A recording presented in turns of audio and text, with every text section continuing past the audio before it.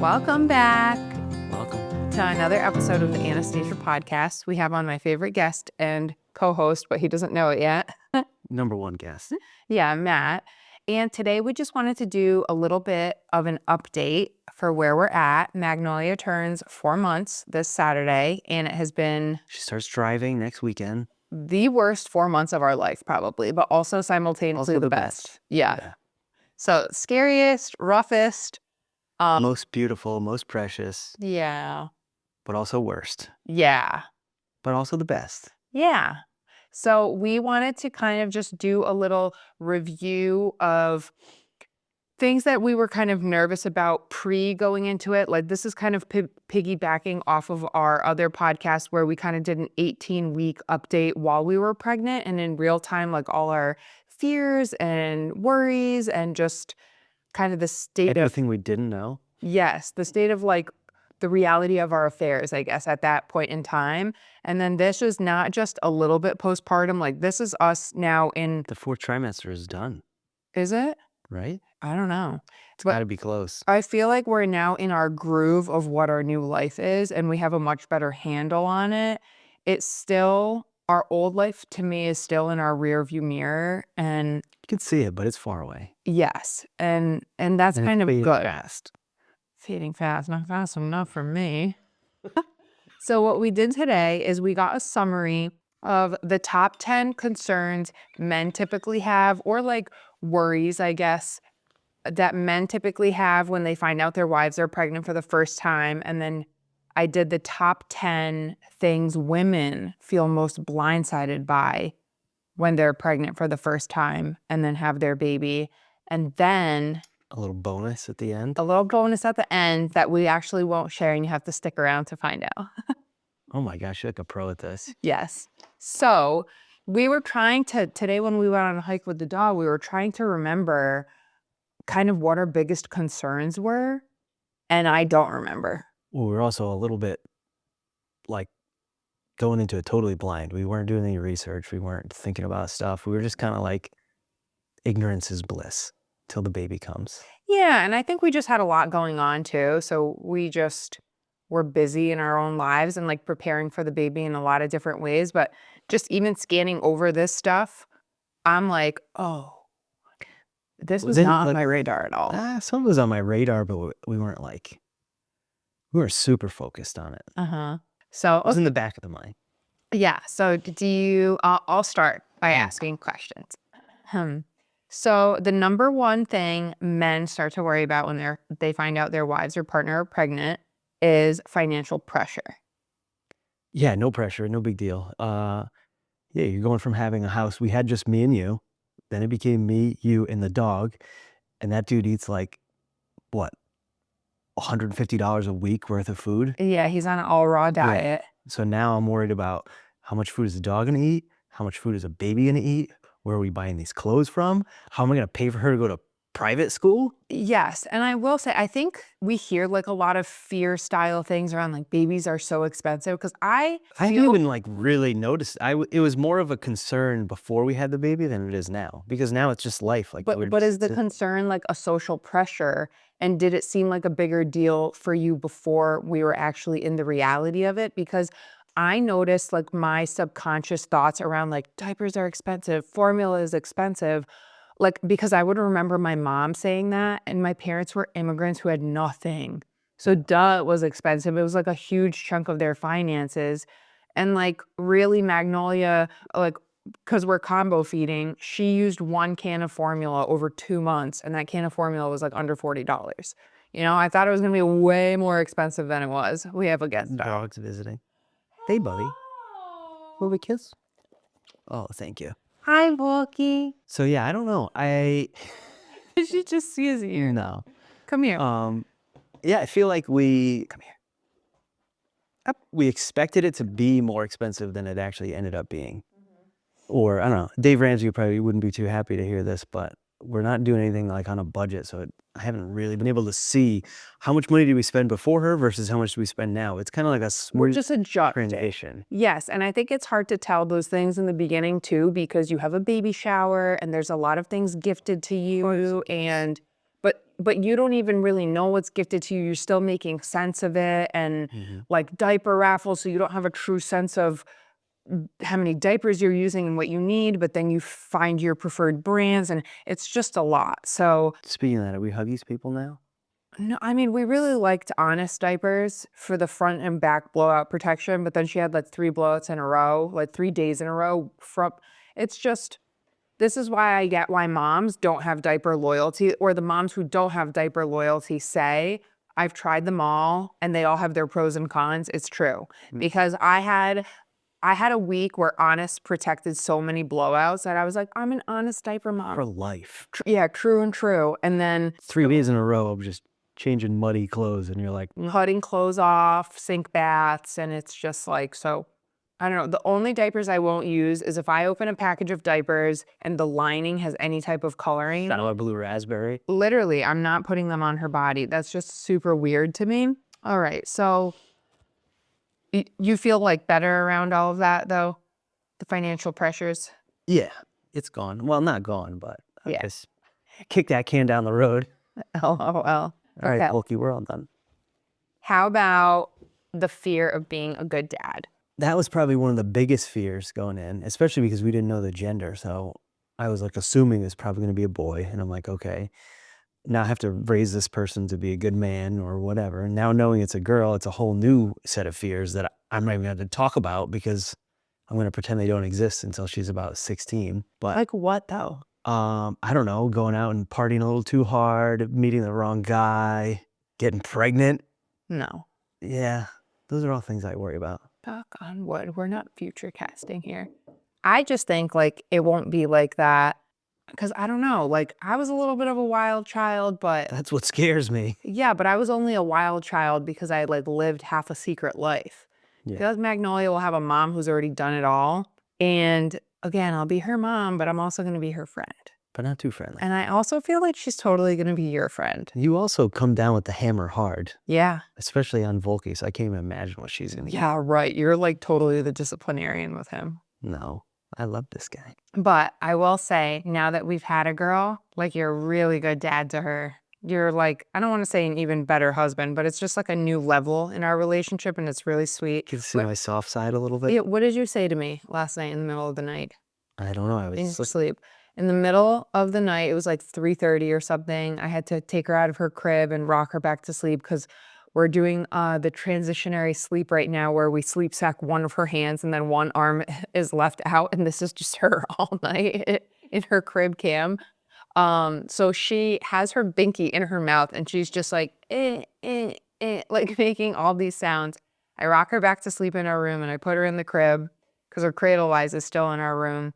And Matt was like, he's sleeping. He goes to hug me. I don't remember any of this, by the way. He's like, there's a special place in heaven for moms like you. And it was so sweet. All right, now that you asked 2 questions, I guess I'll ask 2. One of the biggest concerns for women is the reality of postpartum recovery and what it entails and all that. Do you want to go into that? I guess the only thing I was curious about with postpartum was what my body would kind of look like going back. Because a thing I was concerned about walking through my first pregnancy was what will my body look like and how will it change? And that was more like, okay, they talk about like stretch marks. I never got any stretch marks.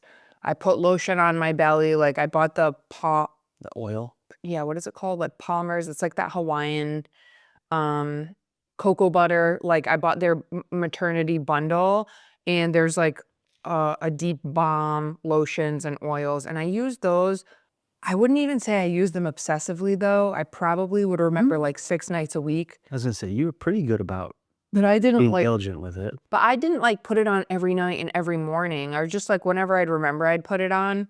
But dressing the bump was like a concern for me because I'm like, how much clothes am I gonna have to buy? How am I going to look good? Which you did great, by the way. Thank you.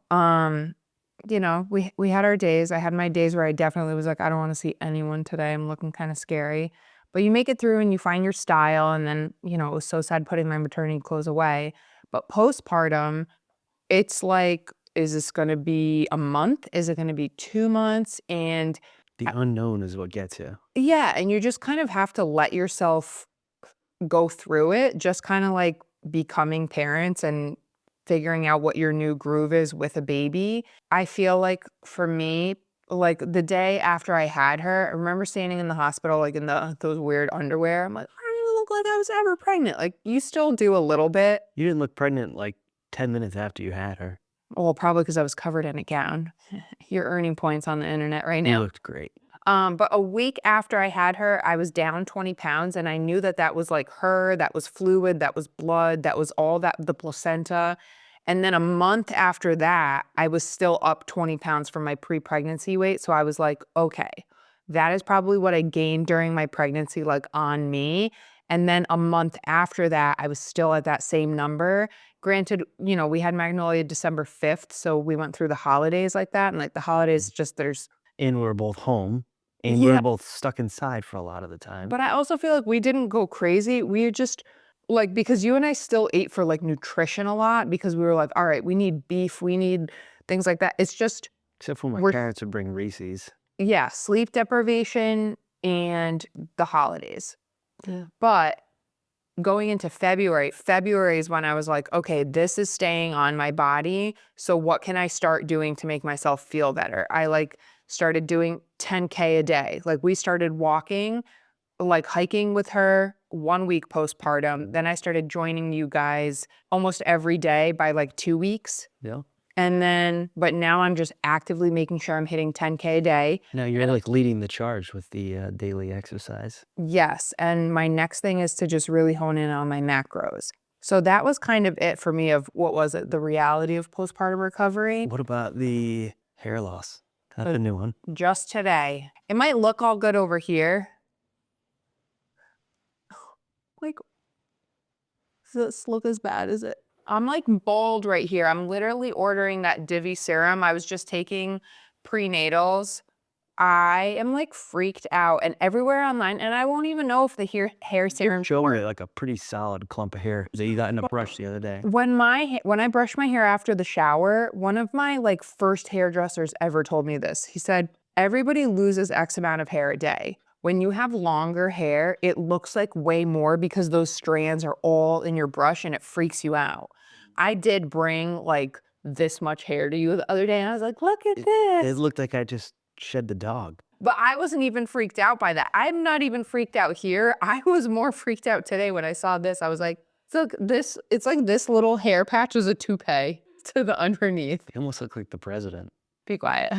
I'm flattered. Second question is about sleep deprivation. Mm. Does it hit as hard as expected? At the beginning, yes, because I don't think anything prepares you for that. I don't think we had any idea what it was going to be like that first week. And like I work third shifts all the time. I like work on like really small amounts of sleep, but that's like a different level. Do you know what it is, I think, for you with third shift?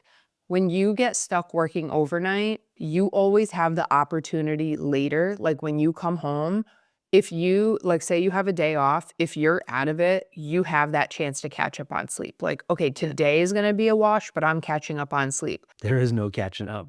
That's not a thing when you're taking care of a newborn and your wife. And that's when it's the most delicate. That is why I think probably the best advice I have for anyone who's Get a night nurse. well, yeah, if you can afford it. We can't. Please let me afford one by my second one.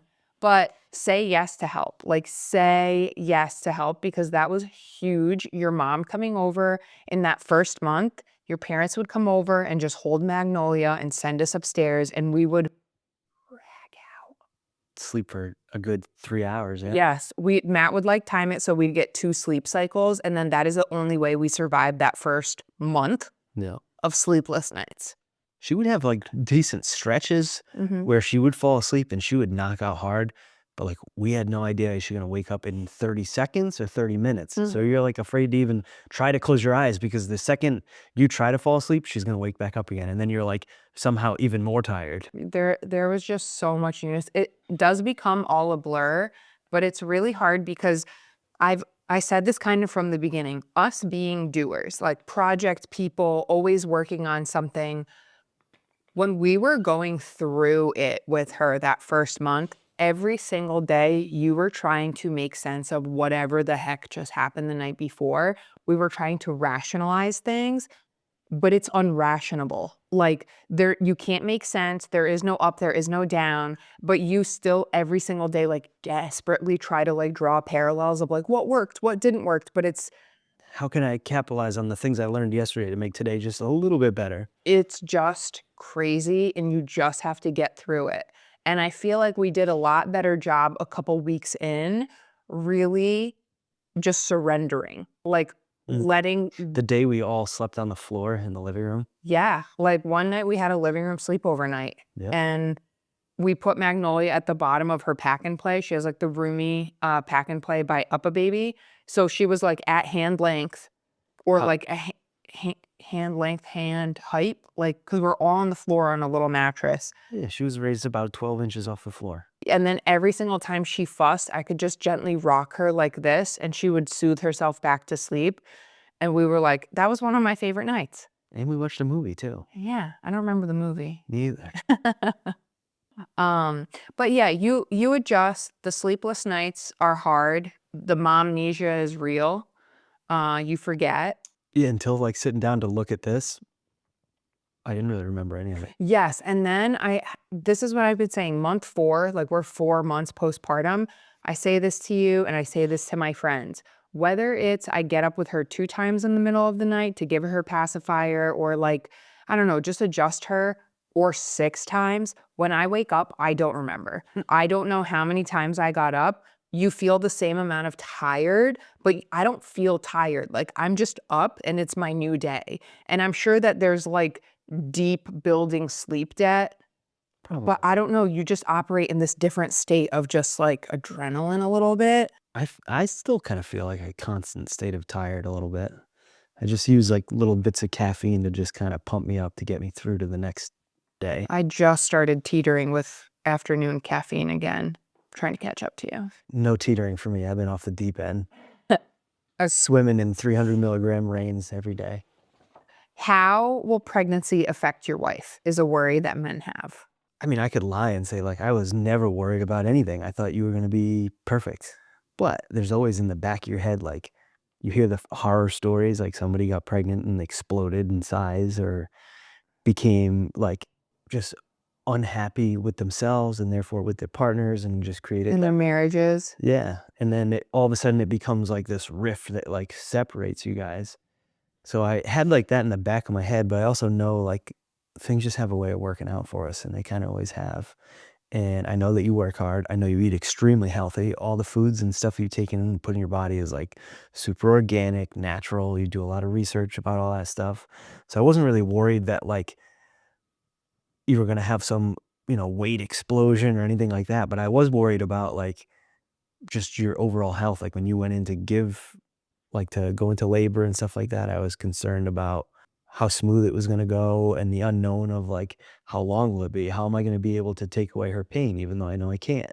I wanna say that I think for women too, like, I don't think it's only a guy thing about wondering weight-related things for women because You thought your ankles were going to explode. yeah, because of my, like, lipedema, but I was lucky enough that my best friend Jen was pregnant the same time as me, and she ended up having her daughter 3 days before me, even though she was a few weeks behind me because she had, like, preeclampsia symptoms, so they were trying to be safe with high blood pressure.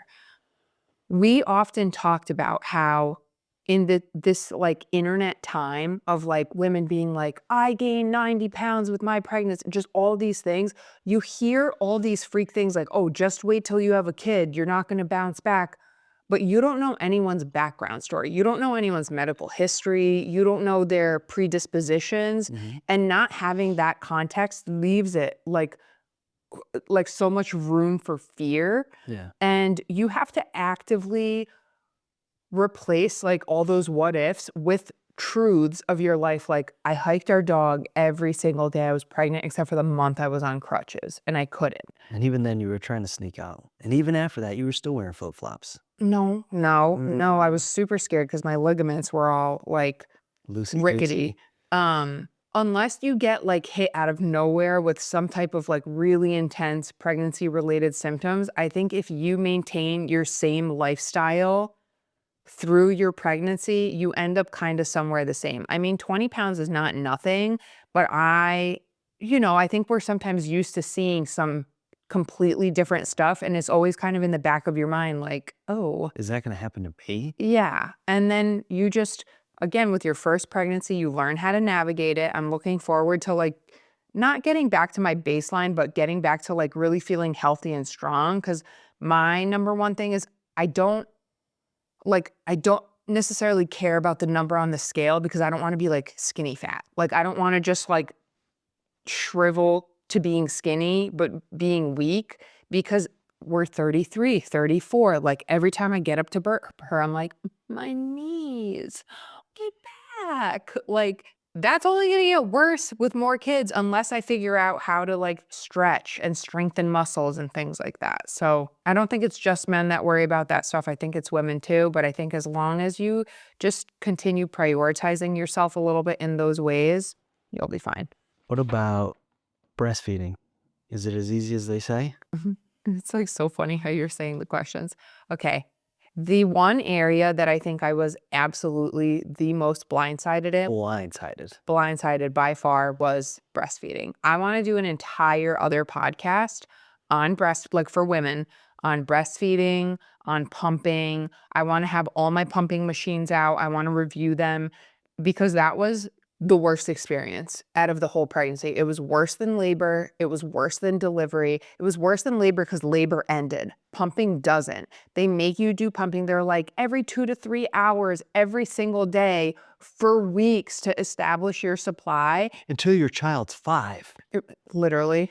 And even the lactation consultants in the hospital, like, they're in and out of your room and you're, like, expressing like, "No, this is really, really painful." And they're like, "No, you just have to get used to it." And I'm sure it's different for everybody, but that's what I think I've come to find. I think everybody has different tolerance levels. I do have low pain tolerance, like, by itself. And I will say for me, I think pumps is the most, like, unnatural thing ever because it's a manual extraction that my body could just never get. Like, I would just shudder. It was the worst, the worst. A to the point hand where you would get angry at others people around you just because you knew you had At to you, pump. yeah, because you'd be like, "I don't get it.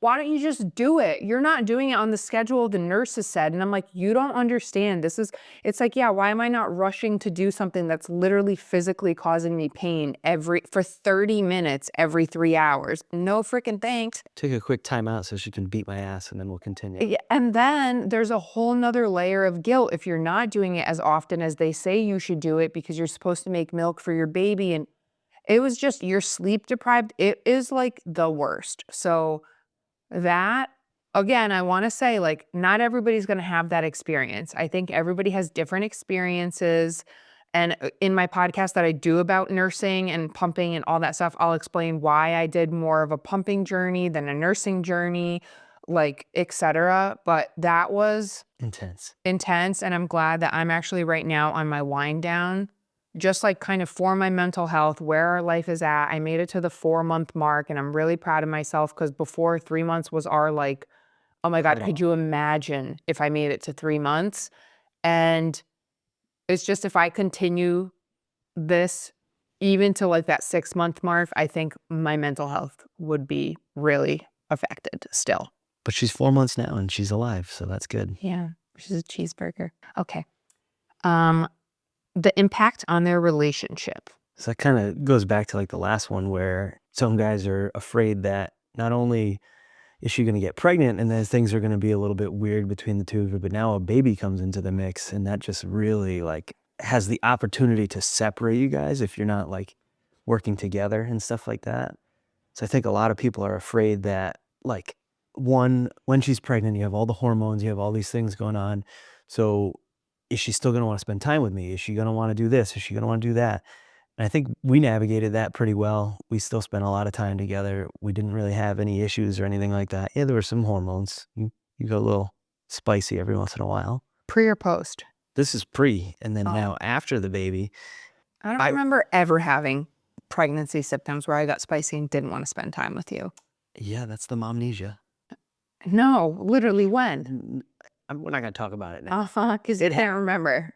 It happened. I don't have the receipts for I the wish I day, could go in his but it pocket happened. and go to work with him. That's how much time I want to spend with him. Yeah. So after the baby, same thing. I got really lucky. I was able to take 2 months off of work. So that's more than I know a lot of people get. Good luck. He has a tire. Get out of here with your toy, sir. So yeah, I don't know. I feel like after we had the baby, it actually somehow brought us closer together. Come here. Well, it says over here, like men are worried about how it's going to change their marriage, it affecting their intimacy, emotional connection, and quality time with their partner. We got the quality time. I think the intimacy's there because I'm ready for another baby. Oh my God, you're sick. Not yet, but soon coming. Just Check us out, season 2. oh my God. How? How?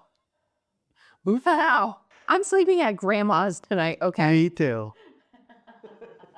Follow right now. That was wicked funny. No, but I think something that was really important was we leaned in. Like we had some of the best conversations of our life. Bulky. You gotta This go guy lay could down. not chill. We had some of the best conversations of our life when you were home for those 2 months, and just like sitting in the living room and talking for hours, when we'd get her to sleep at night, talking in our room for hours, talking in the living room for hours, like, That's part of the reason why we didn't sleep, because we did so much talking. and it's part of like where this podcast like really Grew from? yeah, because it's just there's so much to understand and get through to like make it through to the other side. And I think if you and I didn't have the communication skills that we do and like the desire to continue working through things and understand really what each of our perspectives are on things, that's why people end up single after having kids. And like, Yeah. Well, even just the lack of sleep and like the craziness of the first couple months. Not saying I would do it, but I could get through somebody going out to pick up some milk and forgetting to. I know we always joke about getting milk. We like try to beat each other with like who's gonna go get milk first and not come home because it's hard, dude. It's so It's hard. hard, but we joke about it. We laugh about it. We get it out. That's why we're gonna wait to have a second kid. Okay, Yeah. we just Easily a couple more weeks. Wait. oh my no problem. God. I can't even like joke about this because I'm still gonna have a trauma response. I love Noli so much. I know you're kidding, She's but super like cute, and I'm super kidding. one of my friends got pregnant 5 months postpartum. Yeah. I'm only a month out from that, and I can only imagine. Like, just even right now, realizing that the postpartum hair loss happens at 4 month to 5 month, like, oh my gosh, I would be like, Yeah, but when you get pregnant, don't you like grow more hair? all of a no, sudden? it just pauses your hair on like falling out. I'd be like a bald man. Okay, so another thing it says that men are worried about is like their lack of control in the situation with like watching from the sidelines of their wife's body changing and then labor, etc. Did you feel worried about that? Well, the first time you really stressed me out was when you went hiking in flip-flops and took a digger right in the side yard, and I could just hear you like yelling for help as you laid on the ground. I hike in flip-flops all the time, Yeah. okay? It was never a That- problem. It was my ligaments softened because I was pregnant. Then I had to pick you up and carry you to the front door, and I don't know why, but the doorbell camera didn't work because it would have had the best shot of me telling you how light you were as I carried you inside the house. Matt, like, he was like, oh my God, you're so light. And I was like, Yeah. I mean, I was like, thank you.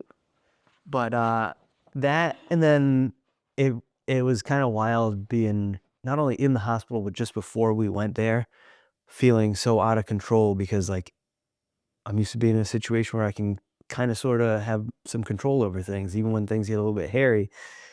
But I had no way to control the pain that you were in. I think that was We- scary for both of us. Then we got to the hospital and like figured you were going to get right in and get upstairs, and it ended up being an 8-hour ordeal.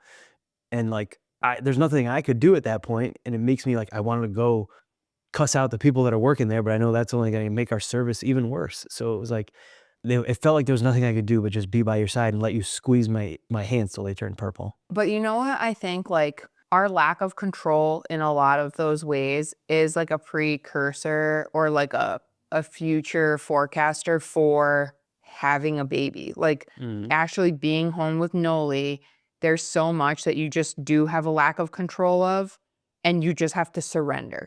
I I mean, could give up on, like, trying to schedule out a day, like, I like to know this is what I'm gonna do for this long, and then I'm gonna work on this, or then I'm gonna do that, and there's, like, none of that. We could feed her, and then, she's supposed to go 4 hours till she eats again, and in 2 hours, she's just screaming like yeah, someone's cutting she's her going head through off. like a freak growth spurt or something. Yeah.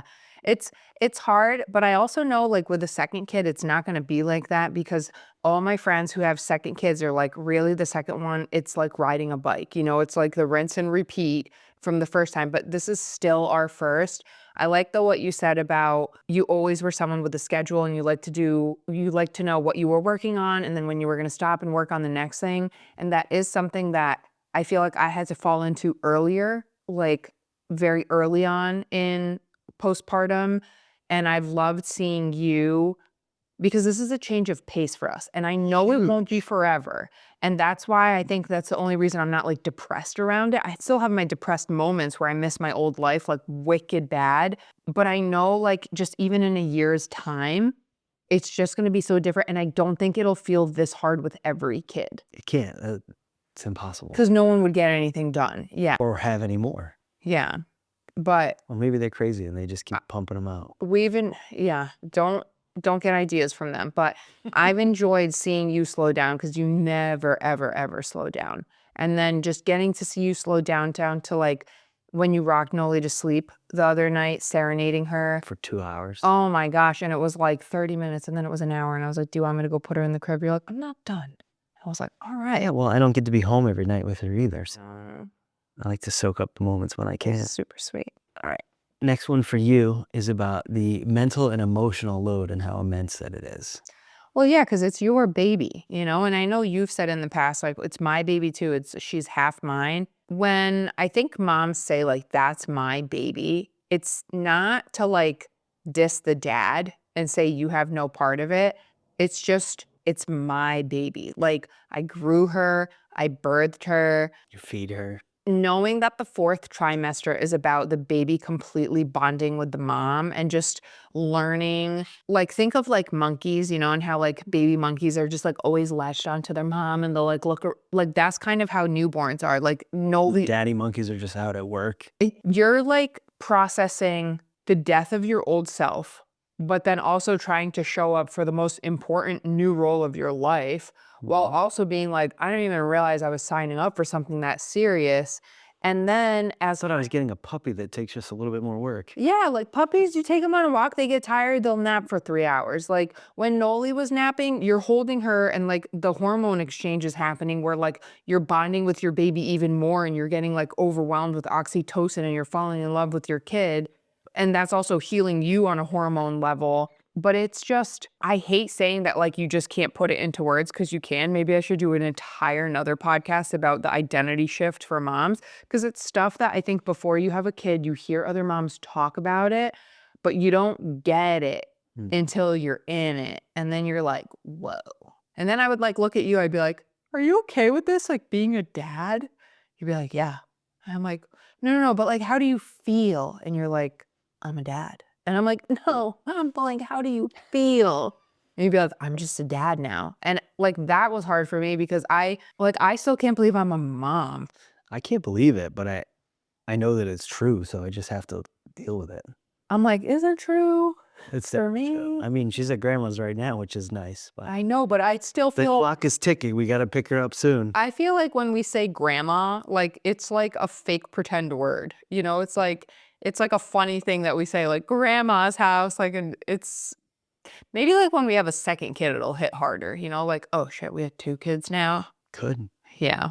Alright, so another thing men worry about is changes in their lifestyle and freedom. It says men worry about losing their independence, spontaneous trips, hobbies, nights out, or just having quiet time alone. These are all valid worries because it happens, and somehow you just gotta deal with it.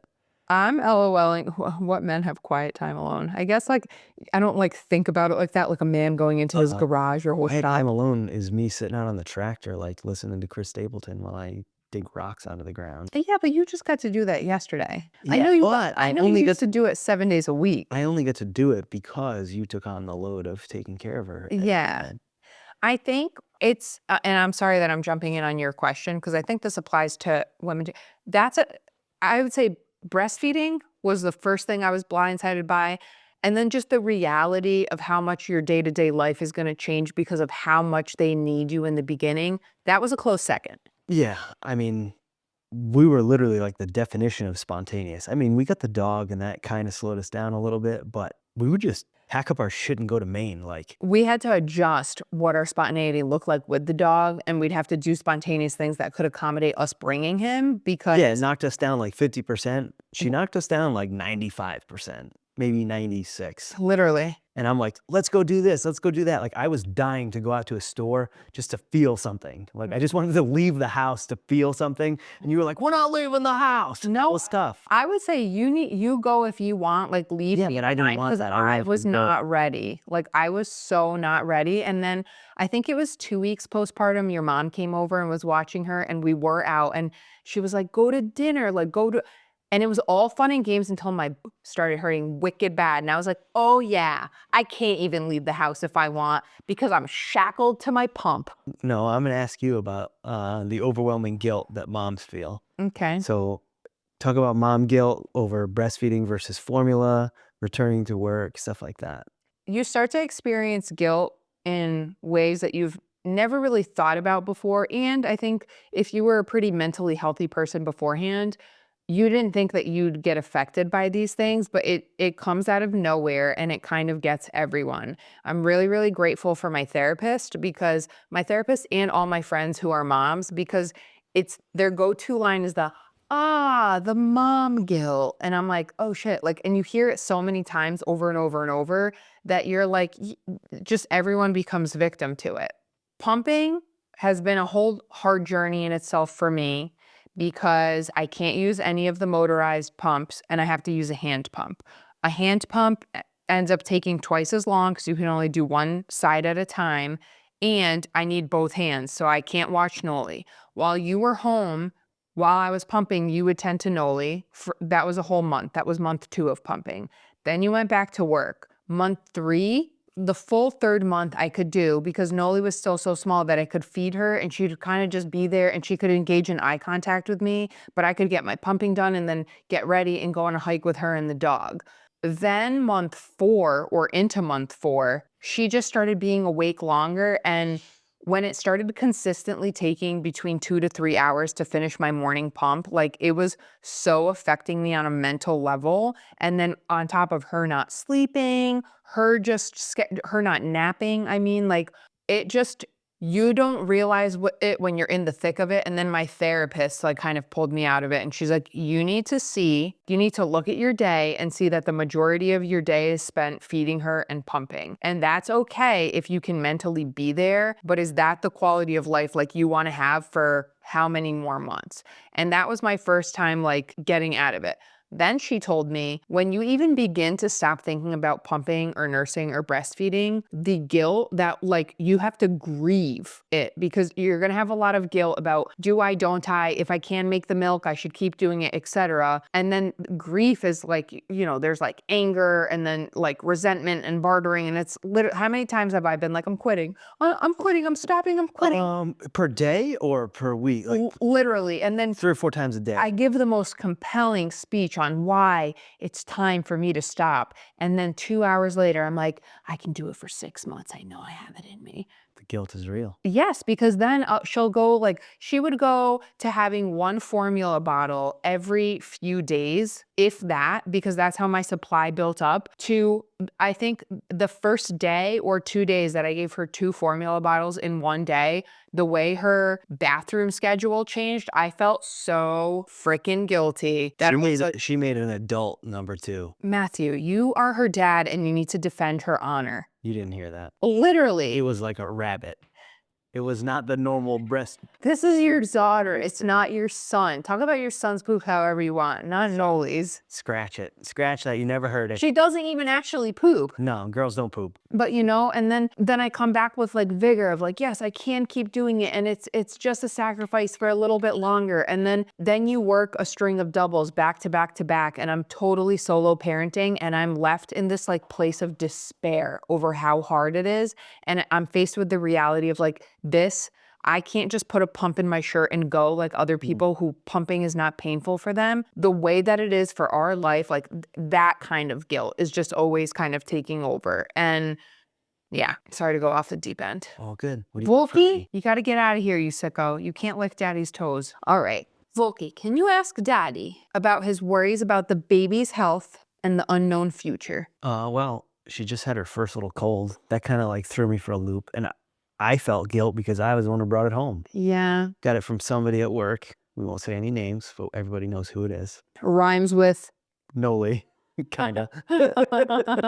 Anyway, I brought a cold into the house. Thought she wasn't gonna get it because the two of you guys both did good for like a few days. It was a whole week. Yeah. It was then a sinus thing. all of a sudden it hit her and she was doing these little baby coughs and these little baby sniffles and her nose is running. And I have her in the shower and it's just like boogers are just coming out everywhere. And then you think her sinuses are cleared, and then in 30 minutes, she's barely breathing through her nose again. We put her to sleep and like you can hear her sleeping, then you can hear her struggling to breathe in her sleep. So that was... I think the scariest thing about that is like, you know, it's her body's first time really using that immune system. And she was breaking out in like little hives and stuff. Then we tried to contact the pediatrician. Turns out we had the wrong number and then never heard back from him. But she made it through, probably because of mom's breast milk. She did great. Yeah, we were hoping with that. She took her first baby doses of baby Tylenol. Yeah, Genexa. Yeah. And yeah, that's like a lot of stuff where you just have to like lead with blind faith that like, yeah, she's gonna be okay. She's resilient. She's strong. yeah, She'll make it. Yeah. She did. She came through the other side. yeah, Then she got a little sunburn yeah. on her cheeks. That's yeah. cute though. That was my bad. I let her take a nap outside. Matt set up her pack and play in the shade, and I was like, "Oh, she's gonna be cold there. Let's put it in the sun." Forgot because it's like kind of still winterish here. Yeah, and then what, 20 minutes later, she already had red cheeks. Yeah. What about how physically demanding being a mom is? Were you ready for that? Like the hikes carrying the baby and I actually car love it. seat. Car seats are so annoying, but like I get it's for their safety. It's just like, oh, there's got to be like something better, I guess. I feel bad how they're smushed in there because she doesn't like the car seat. Yeah, as soon as you pull her seatbelt tight, she's like, ugh. I think just the physical demands is you're always on. And part of like kind of 2 months postpartum realizing like, all right, if this is where I'm at with my body, I want to a little bit prioritize myself with nutrition and just more movement. Like whenever we hike with our dog every single day, I always wear Noli and the Bajorn because we hike like trails. We don't walk on the street. And I like wearing her because it's like an added like weight sack. Noli is also not a baby that just likes to be sitting around. So she will get fussy because she wants you to bring her around the house. Pick me up and move me around. She wants to look Give around. us that to see. She wants to learn. She has a zest for everything around her. So one of my things was starting to do 10K every day, and I've never not hit 10K every day. Like you like far supersede it. So in that way, I guess it's good because you stay like really moving. But like sometimes like with your old life, like I just want to have a day on the couch on my laptop, and you can't. No. Except for when grandma takes the baby. And then you But the feel dog got us ready for that too, because he has to be exercised every day. So yeah, but I could exercise him and then go sit on the couch. true. And it's like literally even editing podcasts. Like I can't edit a podcast during the day. I have to edit a podcast when she goes to bed. That sucks. Do you know what I do? Do you know what I want to do when Noli goes to bed? Stuff for me, which I guess this is for me, but it's just my new reality. Okay. Only 18 more years. Yes. Okay, now I know we just talked about a lot of stuff that is like the hard parts, I guess, of adjusting to having a baby in your life. Yeah, we didn't quite hit the top 10 on each, but Oh, yeah. Well, We hit the major ones. we're talkers. I'm Yeah. just going to say Hey, we. grandma's calling anytime now. Yeah. So I also looked up like the top 10 things that are the pros of having a baby in their first 4 months of life. And I want to just read them. And then I want us to like talk about some that really stick out. Just to leave you on a high note that like, yeah, it's super hard and there's so much new, but it's not in vain. You know, like they're by design. I'd do it again. Not so soon, but I'd do it again. Nice save. It's designed to like you get recharged and it's like there's rewards in it that it's not all just like this totally sucks. Sometimes it feels like that, but we'll have the worst days with her, the worst. And then you just look at her sleeping. Yeah, and you're like, she's the best baby. Yeah. She's terrible. She's great. All right, so the newborn smell and cuddles, the first time they look in your eyes, tiny fingers and toes, their first smile, the way they sleep on you, watching their personality start to emerge, the baby sounds, seeing their first milestones, the bonding moments, and then knowing that you're their whole world. Those are all true. Yeah. Do any like speak to you more than others? Well, recently she's picked up laughing. Yeah, That's been pretty cute. very sweet. Give her a kiss on each side and she just starts giggling uncontrollably. Yeah, because it's not just like a giggle or a sound that you might mistake for a laugh. Like No, it's she's laughing. Like she thinks it's hilarious. Yes, I'm just being me. I loved the bonding moments. I loved the nap she would take on you all the time as a she's in the newborn. recliner, just like racked out. Then she'd wake up all sweaty. Her hair is like sticking up like this. She's all faces all red. I'm sweaty. And it was awesome. That in the beginning, in those first few months, was like the only time I'd get a chance to like I'd reset the kitchen and I'd be like, thank you so much for holding her. As much as I wanted those snuggles, like that's also what got me through the like slowing down, because I probably would have lost my mind if I didn't have that to like balance things out. But I'd be like, man, this really sucks. And then she like lays on you, she falls asleep, and you can hear her like as she's snoring on you, and you're like, okay, everything is right in the world. I think one of the best things, on top of like just how cute they are and little they are and all that stuff, is I feel like specifically the shift from 3 to 4 months is when they have better vision. They're much more like she sits up on your hip and she knows who we are. Yeah. And we are her world. And in that way, it's super rewarding because you are someone's favorite thing. Yep. And that is You're the really person cool. that gives her real food or lets her try it. Yeah, but it's not even her when she gets her bottles is hysterical because she's like, but watching her like suck on an apple core and like the little sounds she was making, and she's eating it. For me, it's not even when she gets things from us. It's like you come in from working outside and she hears your voice and the way her head is turning, And like she's looking around for for you. dad. Yeah. And she's just happy in our company. And that's really, really sweet and rewarding. Yeah. And I love her like cute little feet and toes and the way she smells. how about when we were When she grabs and holds your hand while she's in her car seat. how about when we were kissing your feet the other day and I was like going like this, and you were like, oh, and I was like, And you looked over and found her whole foot in my mouth. yeah. And what did I say? I was like, oh my gosh, it's like a marshmallow. And you're like, oh, I was like almost biting hard. I was trying to eat her foot. Not literally. I know. Moms know. Yeah. It's all over the internet. So anyways, yeah, that's basically it. Yeah. It's been a rough 4 months, but it's also been the best 4 months ever. We know we'll do it again, but in due time. Yeah. We'll see about the time. We'll figure it out. Okay. Thank you for watching. Subscribe to my channel. Blah, blah, Like, blah. share, subscribe, send it to your friends. I feel like my little brother right now when we were recording a podcast for his channel and he was like, did you guys just get exhausted at the end? Like, I'm exhausted. Like, wiped. It's time to get Don't pizza. even like this. Picked her Don't up. subscribe. That's okay. I'll have more energy next time. Bye. We'll record another one in 7 months. Yeah. Adios. Bye.